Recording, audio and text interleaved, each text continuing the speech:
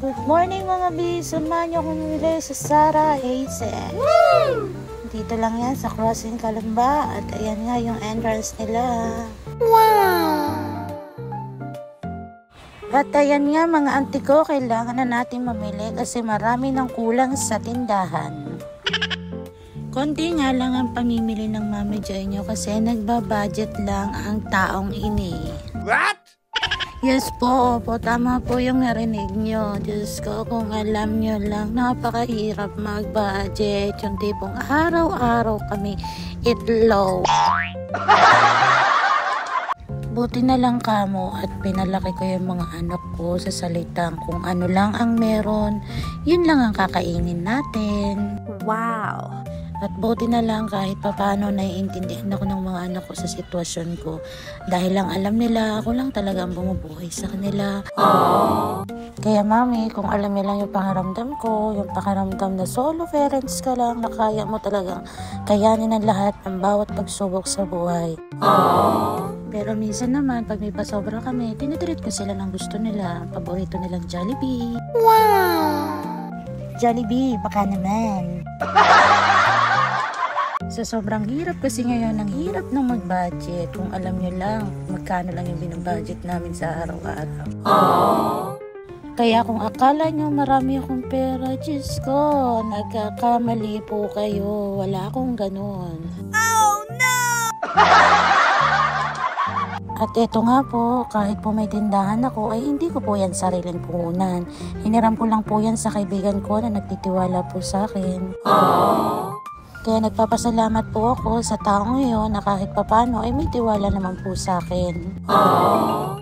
Pero hinihiling ko rin po kay Lord na sana magkaroon po ako ng sariling puhunan at hindi po ako nag-aalinlangan mamili ng mga paninda para lang mag-budget. Aww. Minsan kasi nakakaingit din kasi yung makikita mo yung ibang namimili sa sobrang dami nilang pinamimili, hindi sila nag-aalinlangan sa babayaran nila. Samantalang ako, lagi ako nag-aalinlangan kung magkano ba yung pamimili ko, kulang ba o sobra. Aww.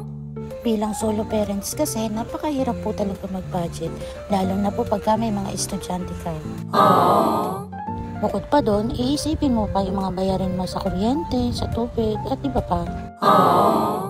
Kaya nag-try po ako mag-vlog para kahit papano, makasahod ako sa pagbablog. Pero di naman po ako naasa kung sasahod man ako o hindi.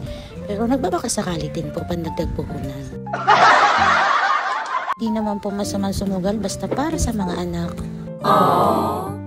At ayan nga po yung loob ng Sarah Hazel. Napakaganda na ng arrange ng mga grocery dito. Dati kasi parang ang gulo, ngayon maganda na po yan, lalo na pagpasok mo pa lang sa entrance. Wow! Ayan nga, nasa counter na tayo. Tamang pakit naman ng Mami Joy niya. Aray ko! At ayan nga, nakapila na nga ang aking pinamili. At ayan nga yung aking counter number 1. At ayan si kuya mo. Basic. At waiting na nga lang ako sa aking pinamili. Ayan, pakit ka muna ate ko. Aray ko, ganda-gandahan ka ha. At ayun na nga, ako na nga ang kasunod. At yan na, naayos na ng ate mo yung mga napamili niya. At siya na ang naglagay dyan para si kuya na lang ang magpapunch. Ala nga naman ako. Diyos ko, ang auntie mo tuwang-tuwa sa kalokohan niya. At yan na nga, nasa counter na nga ang aking pinamili. At yan na. Wow! At kagandaan nga dito, kailangan may suki card ka ni Sarah Hazel para hindi naman sayang yung points mo. At kaya na nga, sinalang na nga ni Kuya yung aking suki card. Wow! At ayan na nga, pinapunch na nga ni Kuya yung aking mga pinamili. Medyo kinakabahan ako dyan. Diyos ko, baka kasi kulang yung dala kong pera. At this coming September 8, anniversary po ng Sarah Hazel. Pag marami po kayo na pamili ay may libre po kayong gadget, appliances, or grocery. Meron din po silang palabas na Miss K. Ayan po. Lahat po na mamimili, punta po kayo na September 8 sa Sarah Hazel. At ayan na nga po ang aking pinamili. Medyo kinakabahan na yan po ang pambayad ko, barya. Sa mga magtatanong po bakit barya ang ano ko, kinapos po kami sa budget kaya binuksan ko alkansya namin. At ayan na nga po yung pinamili ko. At ayan na nga po, lalabas na nga po. Check na po ni po yung aking resibo. At ayan na nga po. Pauwi na nga ang person at ayan po pala ang service ko si tatay. Hello tay. At sa lahat po na may mamili sa September 8 po, ayan po may Miss Gay po sila. Anniversary po ng Sarah Hazel. At ayan na nga, pauwi ng auntie nyo. Maraming salamat sa nanonood at suporta. Bye!